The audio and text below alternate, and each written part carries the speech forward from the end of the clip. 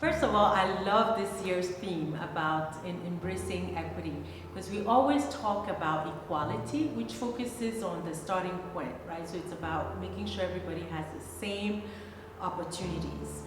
But embracing equity focuses on the end goal. So we have the same end goal for everybody, and we recognize that everybody might be starting from different points, and we're meeting each individual where they are and supporting them to end up at the same point. Personally, from experience, I definitely experienced it as well. For instance, when very early in my career, as the only woman in the office, I was, for instance, asked to do the dishes.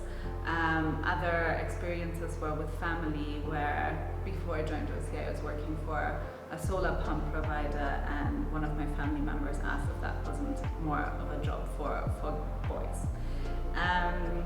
And so removing these biases is actually not just important for the individual to feel valued in society or at the workplace, but it's also really important for economies at a large. Because if you think about it, half of the world population is actually made up of women. So we could really increase the global GDP if we found ways to have women join the workforce, advance in the workforce, but also remain in the workforce. One of the questions or a progressive thought that has come up over the years is one of creating equity. And equity in itself is different from equality. They are two similar or similar sounding concepts, but they are different.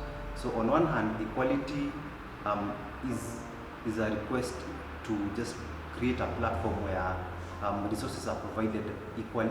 They are fair resources, and that over time has been seen not to provide equal outcomes. Equity, on the other hand, is a more progressive call that is cognizant of the differences that we have as either men and women or people from diverse backgrounds. It recognizes that there are differences that everyone does have, and seeks to provide the exact resources and support to ensure that equal outcomes are achieved. If I'm thinking about embracing equity, I go back to a quote by Vanda Myers that says, diversity is inviting people to the party.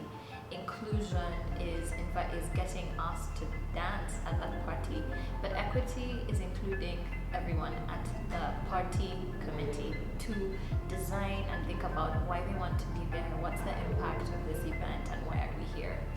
And for me, that means thinking about embracing equity is thinking about how we have this at the core of our spheres of influence and our impact. And I think that's an important aspect to reflect on, whether it's within our work or even within our lives.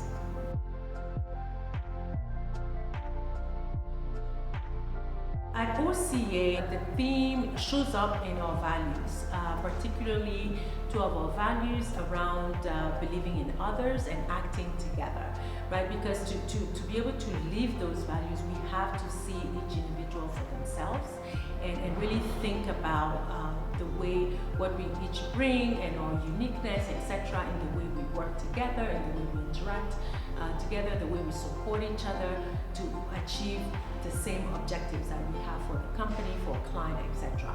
So one example of that is in the way we support and coach our junior team, which we invest a lot of time and energy in. It's actually a key differentiator at OCA. I can think of a couple of ways in which OCA does this, and one of them is the mini MBA program that every analyst coming in at analyst level is taken through. And what that does, it levels the playing field. So regardless of whatever backgrounds anybody is coming in from, you're given enough skill sets to be able to help you through your daily activities, if it's financial modeling or any kind of work that we do here at OCA that is consulting or financial advisory related. You're given the kind of skill sets, or rather the kind of training that allows you to build specific skills that allow you to then progress and be able to perform adequately, regardless of your background. We recently engaged a consultant to come on board, looking at the aspect of DEI across the firm, where we managed to administer a survey across the firm, and people managed to share their feedback with us. And based on the feedback that we received, the leadership has proactively put in place strategies to work across the same, just to ensure that there's equity across the farm. So that's one of the ways, just getting feedback from the team and knowing how best to strategize going forward. And at the same time, a second thing that I feel that Open Capital is embracing equity is looking at the whole employee life cycle, straight from talent acquisition, moving on to onboarding, looking at performance management, compensation, and all other aspects, looking at the employee life cycle within OCA. There are structures that have been put in place just to ensure that there's equity in our structures, across our different offices.